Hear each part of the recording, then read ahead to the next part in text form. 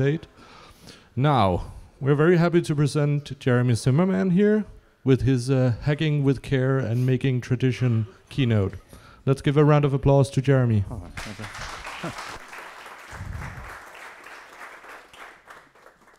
Thanks so much, Alex. Thanks, everyone, for being here.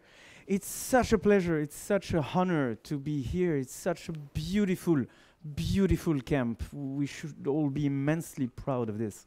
And again, thanks to everyone who put it together, and thanks for the invitation. It's a real honor. I'm Jérémie. Oh, hi. Some of you may know me from a previous life where I used to different freedoms online with a tiny organization I founded called La Quadrature du Net. That was before, that was some years ago. I spent roughly 10 years doing this kind of things, and I burnt out. And in the process, actually before I completely hurt myself, already started this idea of a project that is called Hacking with Care that I want to tell you a little bit about. But before that, and almost instead of that, because it's actually so important, I wanted to open an avenue for discussion and actually to ask you some questions, to ask ourselves some questions about this make tradition thing that you've seen on the logo of BornHack. It asked me questions when I read it for the first time. At first, I was a bit uncomfortable with that because, you know, tradition usually is associated with either religious or cultural, secular things that some of us may not be comfortable with. Then I wondered if it was a joke, if it was like the make command in command line, but figured that there's an uppercase M, so it cannot be. So I wanted to try and understand this and see how far we can go with that. What is it we make? What is it we hack, really? I've been doing this political activism, as I told you, for about 10 years. I've run the allays of the parliaments in France and in Europe. I've done all the entertainment thing on TV and blah, blah, blah, and written hundreds of press releases sometimes. Sometimes on the very same subject. Some of you are familiar with these processes. We run into some tactics we think are efficient at a given time. We put all our heart, all our passion in trying to make things change in this world. But in the end, what we are trying to do is to hack reality, is to hack the world around us. Our ultimate objective, a common goal, I think, is to hack the future, really. And I think this is what we are doing, whether we like it or not, when we invent ourselves, when we reinvent ourselves, when we invent those spaces around ourselves, like we are doing it right now. I think hacking the future is what's at stake, and that it requires to take a little bit of a break, a little bit of a pause, take maybe a little bit of a step backwards, a little bit of distance, and question ourselves, question our current realities, question our habits, question our movements. In the end, we all know we want a better world. We all know we want to be part of changing it. But you know, this eternal question: what would we do with freedom anyway? We very rarely ask ourselves those questions. So I think we are using this time here to ask ourselves this question, and I just wanted to put this on the table. So we can maybe discuss it, think about it together. Also later on, you're very welcome to join us at the bar, where with amazing Sarah from the Fantastic Courage Foundation will be throwing some very special cocktails. But I'll get back to this later. I want this to be an open thread for discussion, because this is in the end what we do. We make tradition. We invent what will be our own traditions in a nearby future. And maybe these traditions will also be transmitted, will be shared over. This is actually what defines tradition, is that these are, maybe you can call them patterns or values. It's a bit of an ambiguous terms. But those items that stay over time, that we transmit, somehow a cultural resilience we build when we make tradition. We hope that the values we carry around with us are so important, are so hard to deny, are so beneficial to people around, that they will become resilient, that they will be transmitted over. And so we know that the objective is to change the world. We know that we have what it takes to invent a future. Well, where do we start? I've been privileged to survive this burnout somehow, to organize my life, to reconfigure my life and reboot after a bad crash. It's a privilege, really. I got some state money and employment money to help me do this. But I know for a fact, I've been the head in the tunnel for years, that asking these kind of questions for oneself, requires a bit of an effort. So what I'm bringing here is mostly elements that I collected around, that I maybe found out for myself, and that I invite you to consider. Trying to think of definitions for ourselves. It's never easy. It's never easy for oneself as an individual, but it's sometimes even less easy when we are trying to define what are the perimeters of our communities or villages or movements. We are defined by our tools, but this is obvious to us, what distro we use, what laptop, VI versus Emacs, and this kind of things. That's a very easy thing for us to understand. We're defined by our tools, but also our tools define us. Look at us getting in those positions, looking like losers onto ourselves with our shoulders bent, rather than looking like winners, with our torsos ahead. The fact that we're using these devices all day turn us into something else, alter the shape of our very body, alters the functioning of our muscles, of our bones. So that's the most obvious part. What defines us? Our tools. Great. We're hacker people. We're not surprised by this.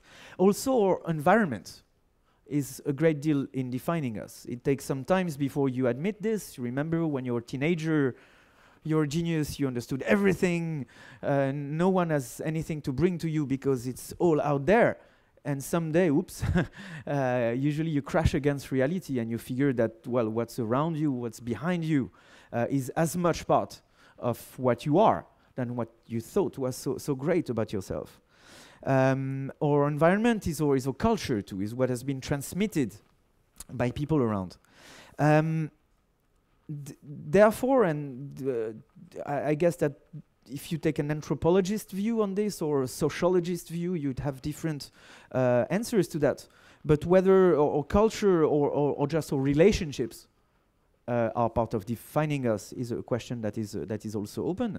The way we interact with each other, who we interact with, again through which tools, but also at every level.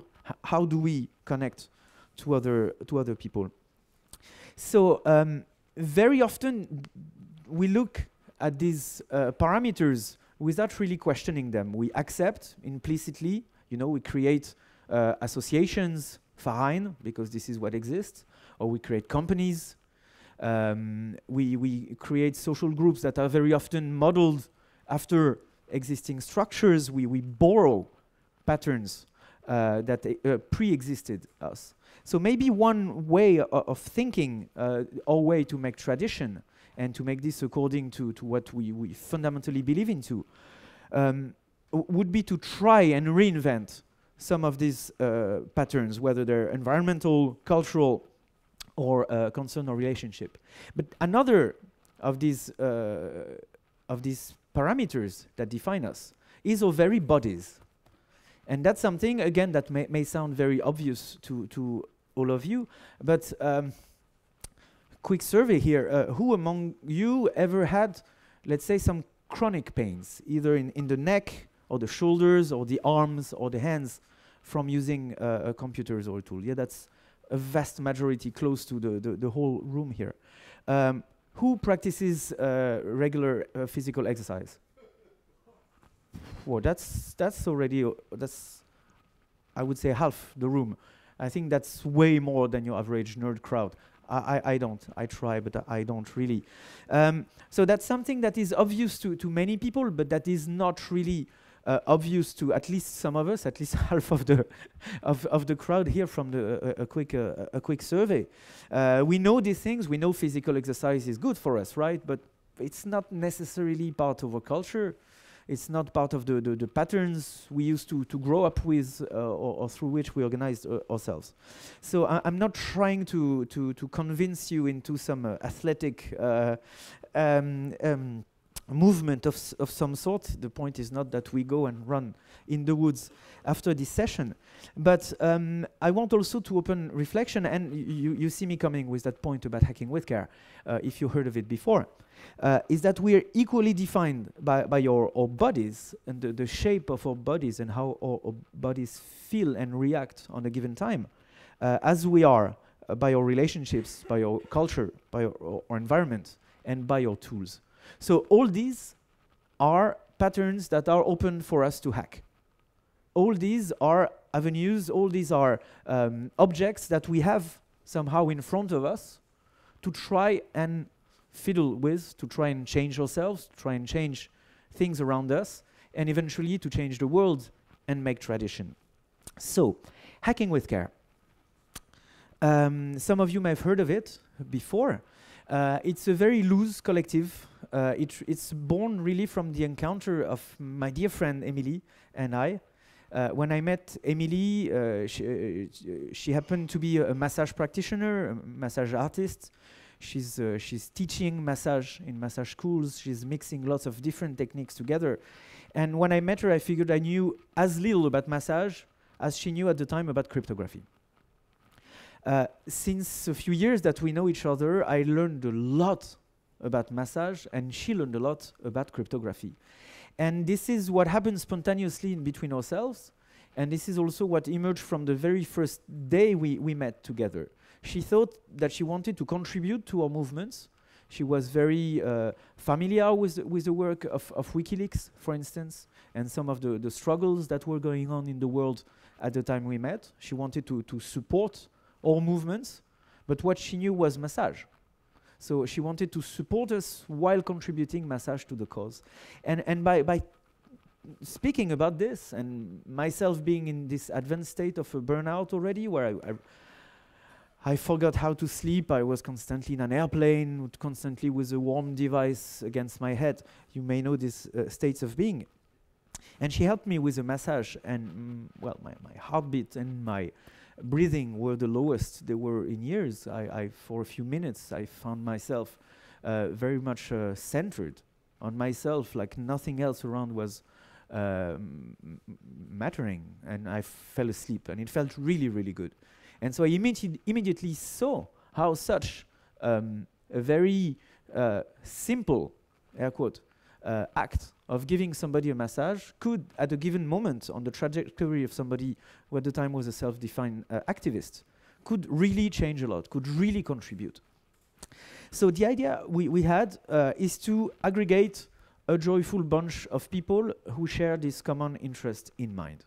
We want to collect and package those technologies of care that we understand as really a way to hack the bodies and the souls. Care as kindness. Care as some shared goodness. The act of sharing something good with somebody else at a given moment. We want to build a common understanding of some of these technologies, and we want also to hack them. We want to hack care, therefore we want to hack with care. We want to bring these technologies to people like us, to hackers, to activists, to people who are otherwise born in front of a computer and do not practice regular exercise. That's a bit of a cliche. But most importantly, we want to bring these technologies, these tools, to people we fear are particularly exposed to sets of pressure that are very rarely met. We have people around us who are exposed to direct pressure by government agencies, by companies, by other, well, state or non-state actors. We know some journalists, some sources, some activists, people in countries where if the police catch you, well, they just beat you up, and people whose life are otherwise exposed. And we feel that these are the people who may need that first, who may need that even more than some other among us. But what we figured is that if we want more people willing to share these tools, to share these technologies with such exposed individuals, well, we need them, the caregivers, to understand a few things, for instance, about operational security. We need massage practitioners, yoga teachers, Chinese medicine, and other caregivers to understand that sometimes you just remove the battery from your phone or do not take the phone at all. That sometimes you do not take notes on a computer.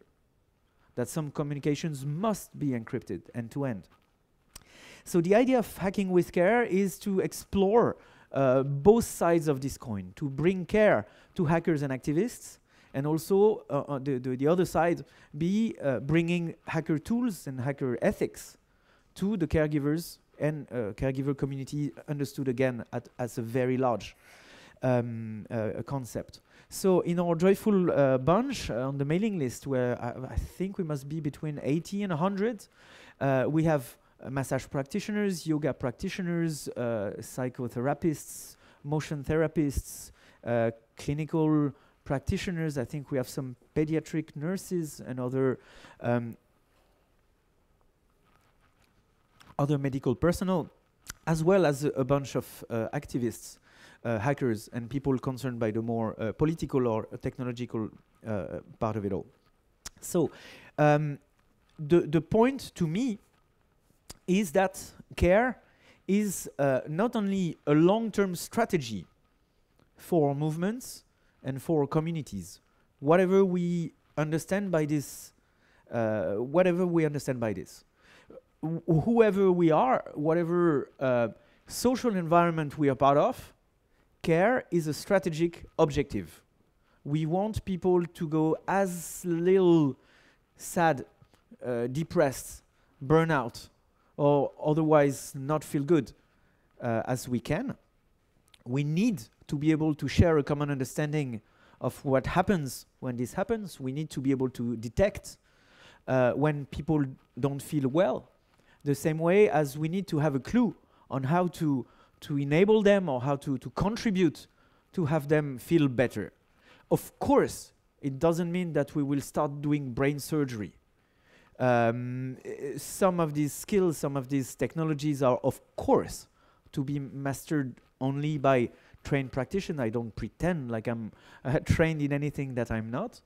Of course, we are not that close to build our open hardware, electromagnetic resonance scan, or such complex equipment that you only find in hospitals.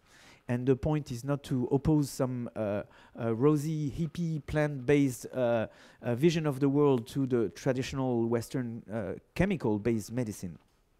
But a lot of these technologies are secular, are very well documented, and are sometimes very easy to package, to share, and to use around. So care as a strategic objective, but also care as a tactics.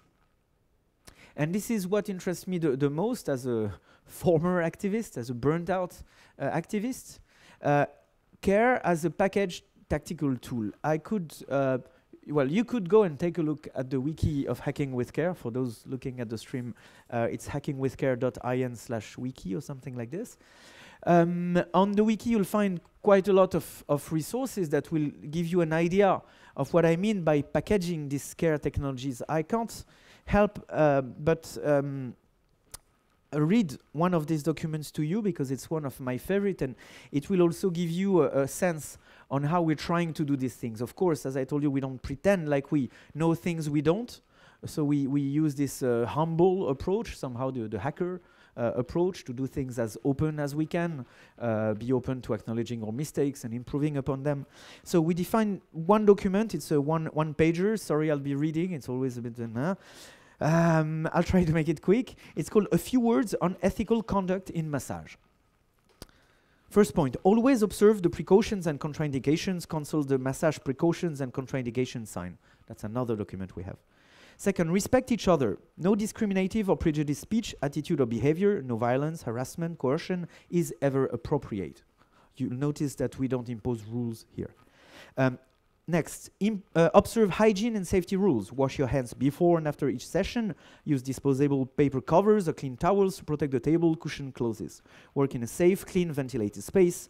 Use only good quality products. Next, be transparent and honest about your actual qualifications in caregiving. Do not pretend to have skills or knowledge you don't have.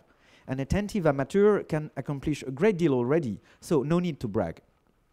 Next, do not give a massage to someone who is not quite sure they want one. Here, like in love, it has to be an uppercase, bold yes, from the beginning to the end. Anyone can decide to stop whenever they want. Respect physical reserves. No one has to take their clothes off for massage if they don't want to. Very good massages can be provided with clothes on.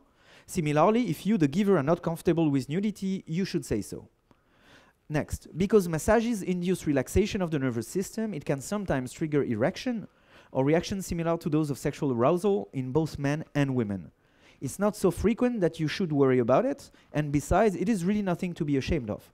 The masseur or masseuse should bear in mind that however sexual in appearance, these reactions might not be experienced as such by the receiver, and so they should never be considered as an invitation to act on them. There can be sometimes surprising emotional release during massage or other forms of care. Please familiarize yourself with this possibility, reading our article, emotional release during massage, what's happening and how best to respond. Stay calm, composed, kind. Be especially worried and mindful of the possibility of personal information being revealed to you in that moment. Do not encourage words or let the person tell you too much about themselves. If necessary, let them know that your reluctance to hear more is for their own good. Next, discuss privacy settings with your partner prior to the session. What would they be comfortable with? Can you talk about this massage later to someone else? The default privacy setting in massage is whatever happens in a massage room stays in the massage room, period. Don't mention to others that you have given a massage to that someone. And next and final point, massage for children only in presence of their parent adult tutor, no one-to-one sessions. So you've probably recognized here some of the patterns of our very own hacker ethos and the way we organize things on wikis by being humble, by declaring openly what we know and what we don't know. So that's the way we're trying to do it. And on this wiki, you will find such other resources, such as, for instance, the hand massage guide, the handshake, we call it, as an obvious reference to the handshake in the protocols of the internet. It's a guide packaged a bit like a manual with beautiful hand-drawn illustrations that you can use in 5 minutes, in 10 minutes, in half an hour to just make a present to your neighbor. Whether you're in an office in a super stressful situation because you're trying to save the world, and maybe it's the coffee break or after the lunch break, whether you're in a train or in a plane, maybe getting tense, preparing for some event or some presentation, whether it's in a bar late at night or on a dance floor, you can give your friend, your colleague, your peer a hand massage that is extremely relaxing, that would considerably alleviate the stress, the chronic pain in the hands, wrists, and fingers that you get from so much keyboard. And overall, you'll notice that it's a very different way of being in contact with somebody you know already. It's some form of intimacy somehow. It's some form of direct physical contact where, even in Scandinavia, where I think it's even less of a thing, but something that is usually not a thing in our communities. And you'll find out that just transmitting some strength, transmitting some energy in a very peer-to-peer way, from hand to hand, literally, is something of great power and of great impact. We also have as similar resources on our wiki a pre-menstrual massage, a full body massage to alleviate the pain of the menstruation. We also have in the Becoming this monkey mind head massage. I invite you maybe tomorrow to ask me more about the monkey mind massage, or later on at the bar while enjoying delicious cocktails such as the monkey mind cocktail, maybe. It's a delicious head massage I had no idea you could do so much with massage of the head. It helps calm people down when they get anxiety or even panic attacks. It can help people go to sleep when they can't. In some cases, it can even alleviate some of the strongest migraines I've heard about. And it's not about any medical claims, of curing anything, or just the power of taking care of somebody's skull and scalp in between your hands for a few minutes is, again, something I wish all of you have the chance to experience sometimes. And again, I can tell you more about this. So we could go on forever with going through the wiki. Maybe you'll do this sometimes later. Maybe we talk about it around the cocktails such as the monkey mind or the contagious courage, or maybe you'll want to indulge yourself with one Chelsea's kiss. But again, we'll talk about this later. What I wanted to bring here, also beyond the practical aspects of hacking with care. Of course, you can join. Of course, we want more people to contribute in any ways to what we do. Of course, there is a mailing list, and you're very welcome to join. But beyond that, what I learned through this development of hacking with care, and from my past and previous experience with quite a number of movements and organizations and social structures. Sorry. Are those reflections about the movements themselves? With hacking with care, we're having a reflection about technology. I mean, hacking massage, hacking yoga, hacking meditation. Who would have thought?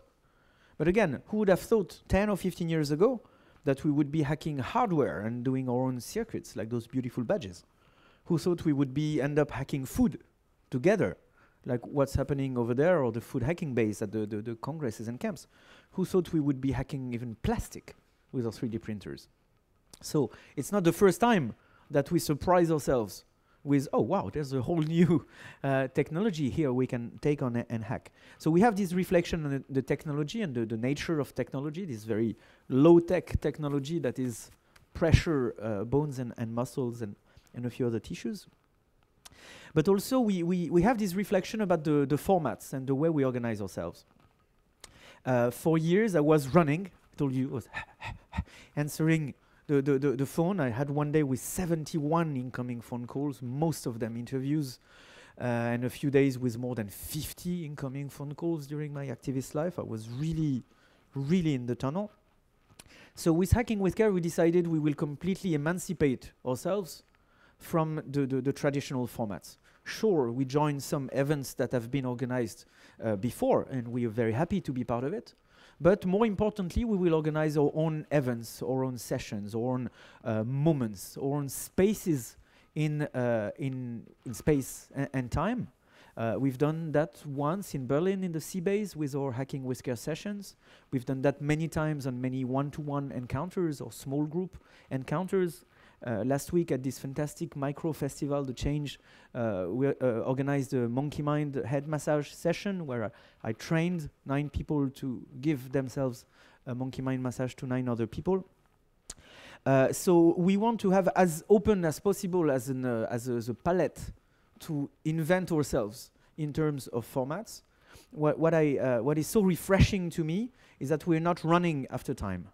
It's been now I think almost 4 years that we incepted Hacking with Care. And if you look at it, if you try to put this in numbers, in figures, or look at the budget and the number of employees, well, it's 0, basically. So one would say, oh, it's not a success because you have no numbers that are growing. But on the contrary, it's not a bug, it's a feature. We grow this on a very slow, very steady rhythm. That is our rhythm. That is the rhythm of humans taking time to think and be together. For me, this is something completely new. It's not a bloody parliament or journalists who decide when it's time to do something. It's our common mood, shared over time, that we take time to interpret, to listen at. And to me, that's something also very refreshing. We invent our time and we invent our space to make this happen. I've been speaking for too long already. I'll try to make a final point here. Is that we make tradition, we hack the world, we hack reality, and everything is possible to us. The science fiction we read when we were kids is somehow already reality today. So what is left to dream about? What is left to invent? What science fiction can we write today that may possibly become the world of tomorrow? So we have this clear line of a dystopian future. I mean, it's not even cool, you know. It's not even in the books. It's our reality. It's now called video protection. We have these drones. They'll be autonomous soon. All these devices are pooned to the bone. There is not much left to write on the field of dystopian science fiction these days, it seems, because we are doing it. So what science fiction shall we write for the future? How do we want to define the world we want to make happen? Is this fundamental question that we must take the time to discuss. We want a world in which we will be free as libre, to use the technology we want, to share the knowledge we want, to not be afraid to speak, to not self-censor. We want to be free as libre. We want our world to be decentralized. We want our communications and our data to be decentralized, but we also want power to be decentralized. We want our social structures to be decentralized. We want as many small camps as possible, and you guys should come to Camp Plus Plus, by the way, in Hungary. We want as many small camps as possible, rather than those big, enormous ones, except the one of the CCC, which is, yeah. But in theory, we want as many small camps as possible. We also want the mathematics and other forces of nature to provide us the comfort of expressing ourselves, of being who we are, of trusting each other. We need mathematics and the trust in some machines to be in our hands. And I think there's very few chances that we could ever achieve that if it is by propagating the reflexes, the structures, and the patterns from the past traditions.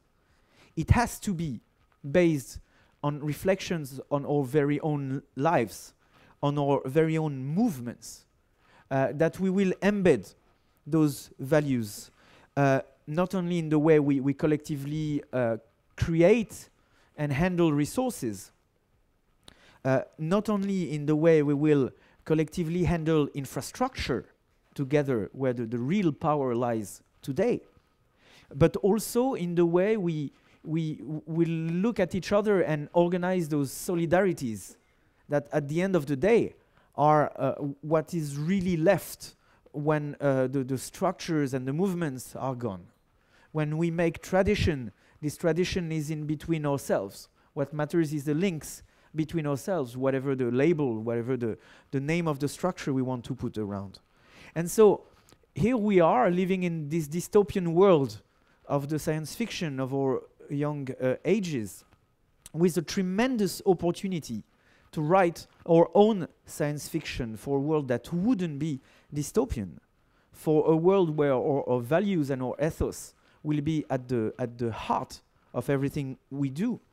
And my deepest conviction is that this can only be made through love, through joy, through care, and through the immense power that brings the sharing of all of this together.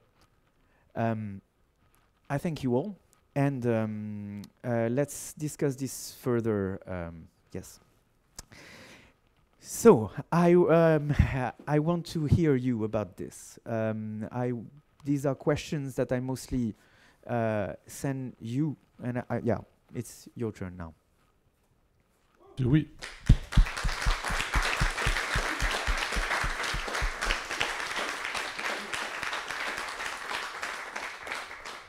Do we have any questions for Jérémie? It can be questions, comments, trolls, shameless advertisement, songs, answers. Yeah. No, Jeremy, I mean, I know you're a front runner, and for Danes, let me just say that the Bitbureau, a Danish think tank, has been inspired by you and your work in France, right? So it will be interesting in 3 years if everybody is doing massage to each other. But it just seems sort of weird. Yeah, but I know you're a front runner, so who knows? Maybe you're right. But my question is actually about mental health, because what has happened in Denmark the last couple of years is that white hat hackers have reported companies and then got reported to the police instead of saying thank you for your help, right? And that gives a lot of mental stress. Do you have anything good to say about that? Oh, wow. Anything good, I don't know, but anything to say, yes, for sure. First of all, yes, thanks so much for these comments. And yes, it's about an attempt, a shameless attempt at hacking or ourselves and our culture. But somehow you may have noticed that we're already doing it. You've been to Congress. You know this tea house that used to be on the 4th floor of this building that doesn't exist anymore. Who would have thought? When OHM happened 4 years ago, we thought, yeah, let's come and build something nice that contribute to the infrastructure. And I had this stupid idea, a tea house, like one I've seen in some desert someday. And people, and explain the thing around, and okay, why not?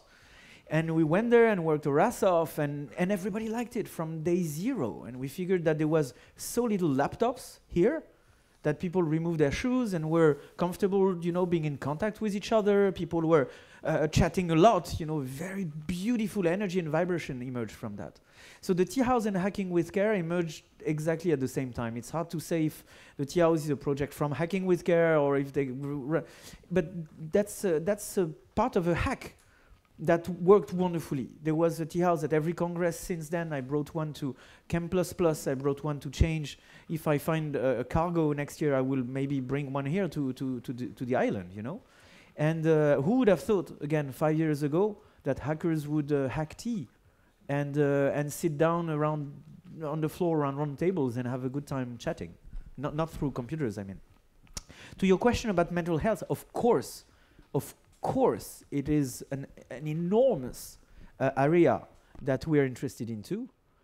Here, like on the rest, there is some empirical knowledge that is abundantly documented. There is some knowledge you can only acquire by being a practitioner and having years of practice.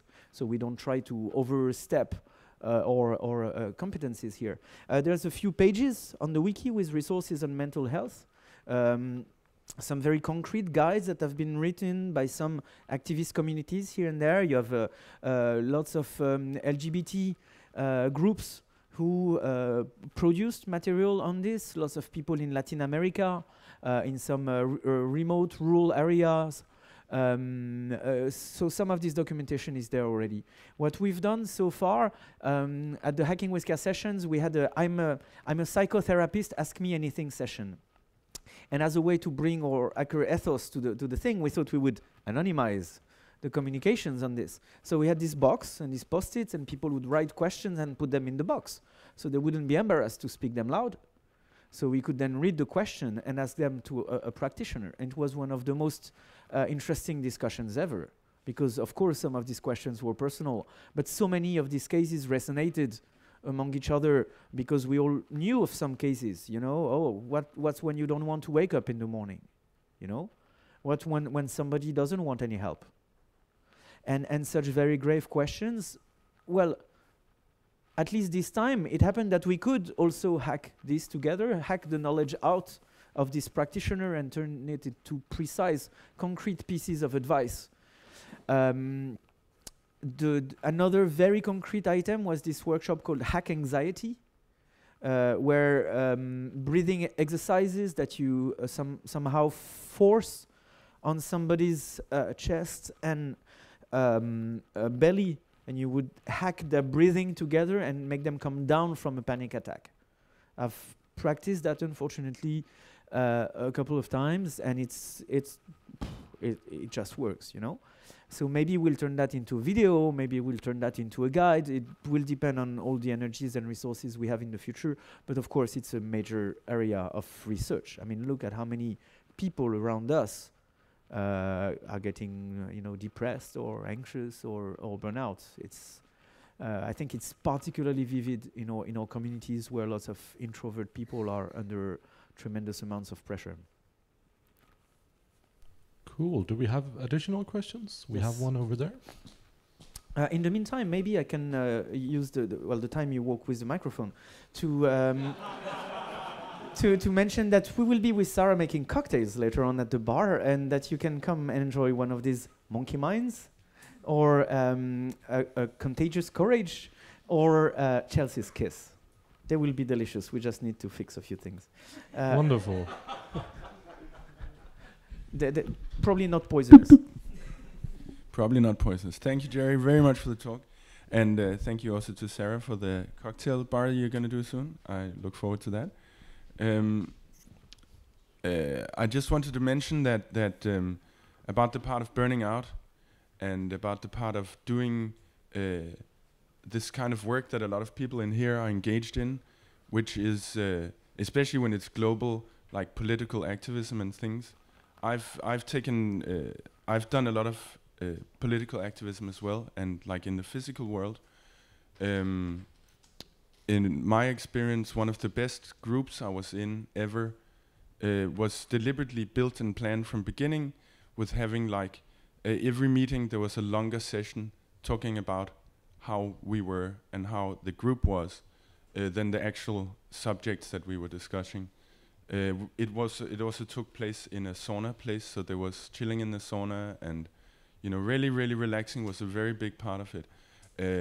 And yeah, I've been wishing to see that kind of thing in hacker environments, and I think that this project you're doing is a way will make it easier for some people who maybe have a little bit of difficulties with some certain kinds of group dynamics to actually go in and read a wiki page where it says like, apt-get install your hands on their muscles and press there.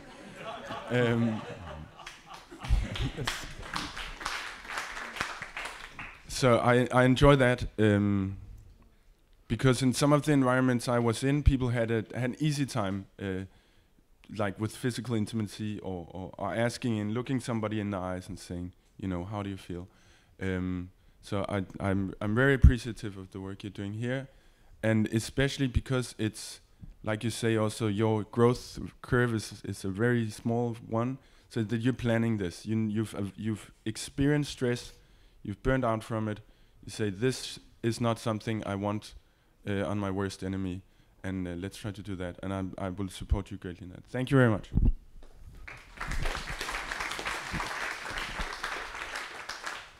Thank you, sir. I have nothing to add on this. Thanks. Do we have anybody else? Yes. We have one.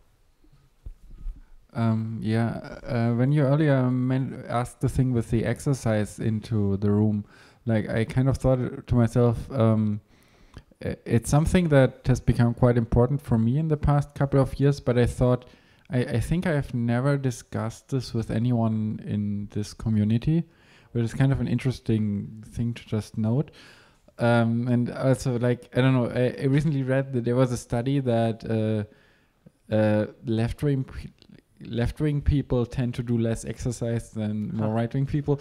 Which and I think, I don't know, probably most of the people in the room here would more consider themselves as left-wing. Maybe there's also some stigma within our community around exercise, that it's something like weird people do, or and totally unrelated, but you asked the question about getting stressed by companies if you report security issues to them. I have quite some experience with that, and I have also helped people relay reports. So I definitely would like to talk about that more, and I think I could also try to help if people have issues with that. Thanks for your comments. This is really true, and I don't know if it's a left or right thing. In my case, I was skipping gym to just spend more time in front of my computer, you know. So I don't feel that proud of it because now I'm not even 40 and my back is the one of a elderly. So we are using those laptops that are completely anti-ergonomics, that are bound to hurt either our back or our necks or hands, because you cannot stand upright and look at the top of the screen while your arms be along your body and 90 degrees angle for typing. You just can't have both with a laptop. So we're bound to hurt ourselves using this type of machines. So of course an external keyboard or screen can fix that. But we're in very bad shape overall, I would say. I could use 2 minutes to show you a routine of exercises that I learned when my neck got stuck at least once a year. I just couldn't move. The last time was so painful that for 3 days I stayed in bed crying of pain. And I had the chance to learn these moves. I could show them to you exactly now. We planned also tomorrow morning that Julia may show us a series of stretching that she learned that are apparently very efficient. So around the food area, around morning, find us and we could share this together. I figured that this thing I was traumatized with when I was a kid, or that I completely neglected because, you know, I was a being of pure mind. Who needs a body anyways? That those things were not as painful and scary as they were. And somehow a way to really hack the body. Whenever I have pain somewhere now, I try to understand, is that a muscle? Is that a tendon? Is it when I contract it? When I, you know, in one way or the other, where is it? Where does it go from? And try to feel it, apply some pressure. Does it help or not? Does it? And it's really like hacking. It's really like finding a bug and experimenting with it. And I figured this also when I started doing massage. When you get into it, with your hands at first you do a scan. You probe the body of your partner. I couldn't describe what goes on. Some would see some mystical energies or whatnot. I think for myself that there's lots of things science hasn't found out yet, and I'm not even trying to place words here. But you would care about somebody's body and try and feel and understand what's going on in their back, for instance, and feel like, oh wow, hey, there's something here. Does it hurt? Yes. Then let me, you know. And it's extremely rewarding and extremely fun, and it's very cool hacking actually, to try and understand these things and try to have an impact on it. Let me show you. We have 2 more minutes, right? Let me show you this little gig. Again, it will sound like fucking marketing and like I'm trying to sell you something. But since I've been practicing this, it's been about 10 years. I never had again this neck stuck. And as soon as I have a little pain in the upper part of the neck from now, and as soon as I do it, it usually goes better. In 5 or 10 years from now, maybe. I'm not saying it will work for everyone all the time. It's not the point. But to me, it considerably helps. And if you have any chronic pain here, don't force it, don't try too hard. As a general rule, if it hurts, just cool it down. So the principle is you'll get your arms next to your body. You can do this while sitting. And we're going to work the area of the upper back and eventually the neck. So you go with your shoulders on, progressively up, then off. Let them know. On, up and off at once. On, off. And you do that a couple of times. That's the first gig. And off. Then you go like this. You roll. This goes very well with funk music.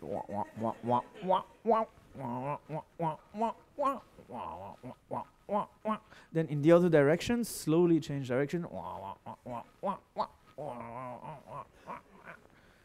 The funky thing. Then disjointed, asynchronous somehow, or dephased. What? Like this? This is more a house thing, but funk will do as well. And do that like a dozen times or something. Then in the other direction. And now you may feel already this warmth in the upper part of your back, those triangular muscles that take lots of shit with those backpacks and laptops. So now is the right moment to go all the way to the left, slowly, slowly, then all the way to the right, slowly, as far as you can. You may feel some cracks at the back of your neck. It's usually a good sign, except if it hurts, in which case you stop immediately. And you do this, and these cracks you feel are directly proportional to some tension going away from your neck.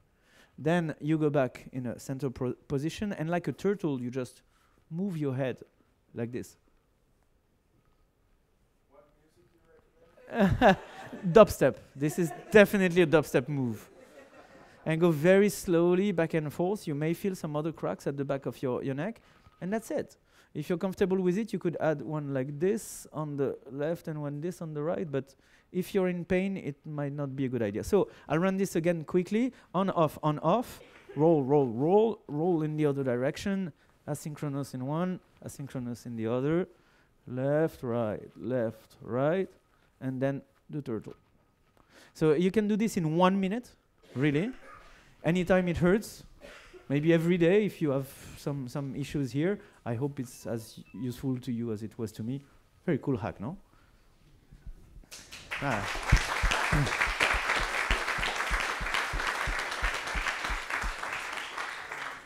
Do we have any additional remarks or comments or questions to Jérémie? If not, it means it's cocktail time. Thank you very much for the keynote, Jérémie.